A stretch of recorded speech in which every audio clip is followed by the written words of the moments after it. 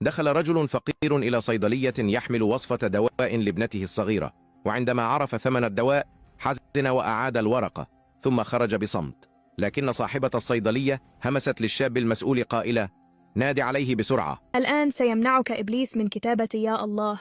تغلب عليه بوضع لايك واستغفار في التعليقات. ابتسم الشاب وقال للرجل: مبروك، أنت العميل رقم 5000، ربحت الضعف ثمن الدواء، ستحصل على الدواء والباقي نقدا. ابتسم الرجل بامتنان وقال: لا أريد المال، فقط الدواء، فابنتي تتألم. وبعد أن خرج التفت الشاب لصاحبة الصيدلية وسألها: لماذا تفعلين هذا دائما؟ ابتسمت وقالت: أرد جميلا لا ينسى.